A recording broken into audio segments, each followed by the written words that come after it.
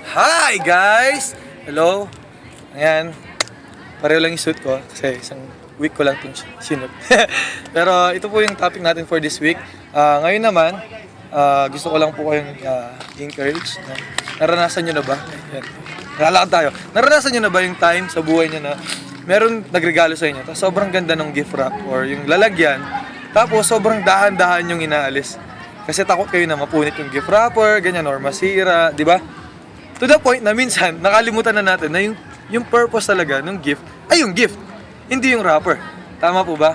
Ngayon kasi, gusto kong iparealize nyo na minsan sa buhay natin, alam nyo, ginagawa natin yung, paano natin ginagawa yun? Yung minsan nakakalimutan na natin yung blessing ni Lord kasi napofocus tayo dun sa gift wrapper ng blessing ni Lord. Madalas, si Lord, yung gift wrapper niya is yung problema natin, yung mga pinagdadaanan natin, yung mga situation natin sa buhay na ayaw natin, yun yung gift wrapper dun sa blessing. Tapos tayo, minsan, sa madalas, siguro, hindi naman minsan, madalas, ginagawa natin, dun na tayo napofocus. Tapos nakakalimutan natin yung gift ni Lord or yung blessing ni Lord.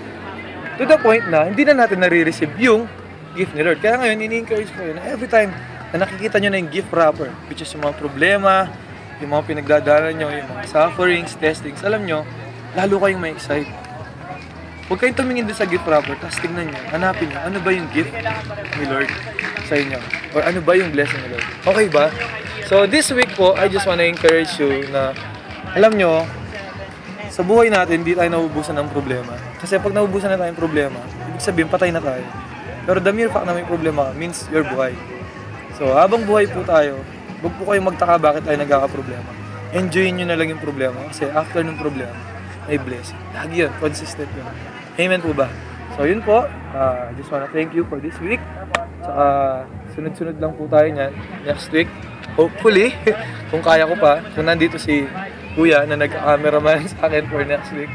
So yun lang po, enjoy your week. God loves us. Bye-bye!